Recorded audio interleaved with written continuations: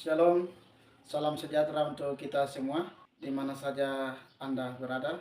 Semoga Anda sehat-sehat selalu. Perkenalkan, saya Frater Ayub Pangwem OSA, mahasiswa Pasca Sarjana Sekolah Tinggi Filsafat dan Teologi Fajar Timur, Jayapura.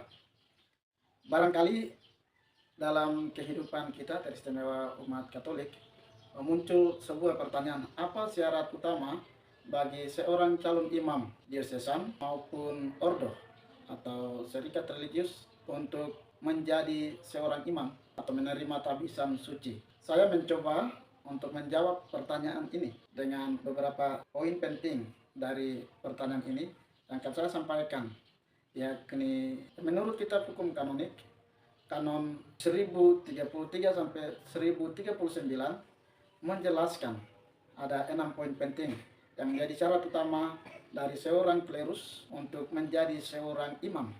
Yang pertama, seorang calon imam diosesan atau klerus telah menerima sakramen penguatan.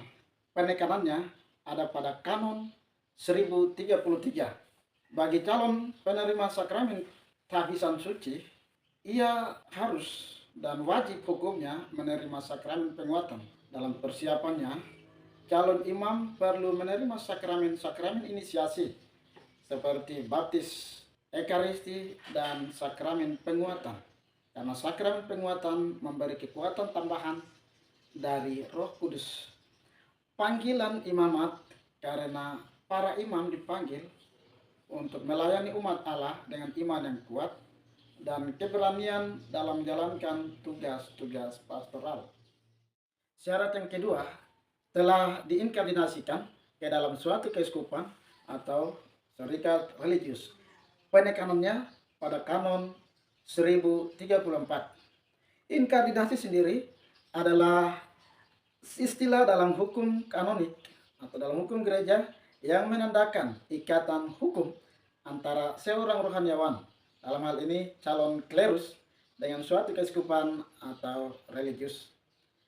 Setelah diinkardinasikan, calon klerus tidak bisa berpindah ke keuskupan atau serikat religius lain tanpa izin dari otoritas yang berwenang, misalnya uskup, kemudian pemimpin serikat religius.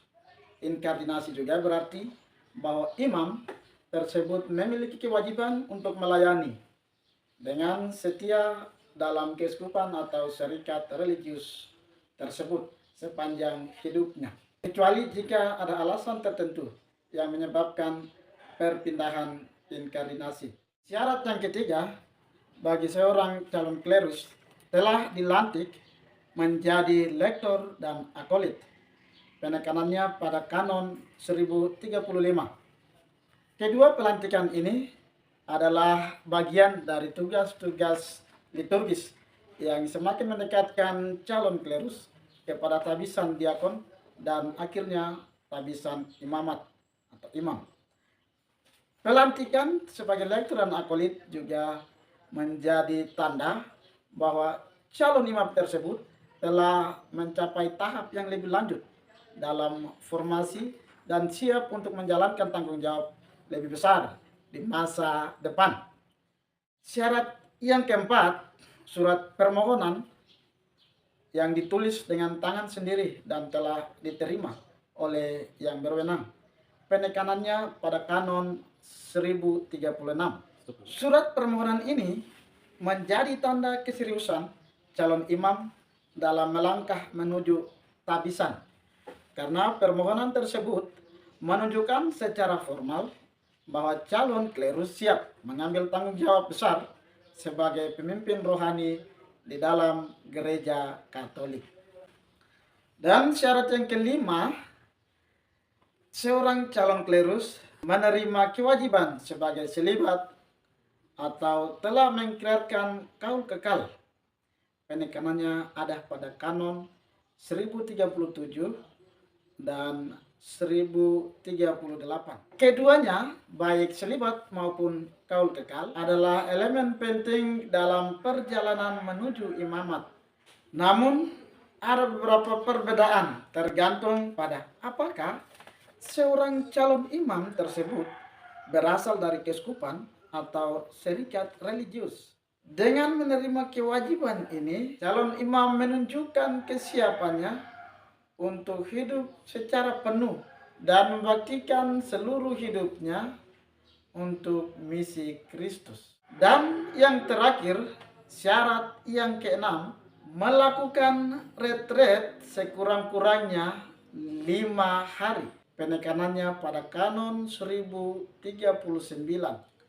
Retret ini memberikan kesempatan bagi calon klerus untuk merenung, berdoa, dan memperdalam hubungannya dengan Tuhan sambil mempersiapkan hati dan pikirannya untuk tanggung jawab yang akan datang. Retret selama 5 hari ini bukan hanya waktu persiapan, tetapi juga waktu khusus di mana seorang calon klerus mengarahkan seluruh fokusnya kepada Tuhan. Dan setelah menjalani retret ini, calon klerus diharapkan lebih siap secara spiritual, baik secara rohani, mental, dan emosional untuk menerima tabisan suci dan menjalankan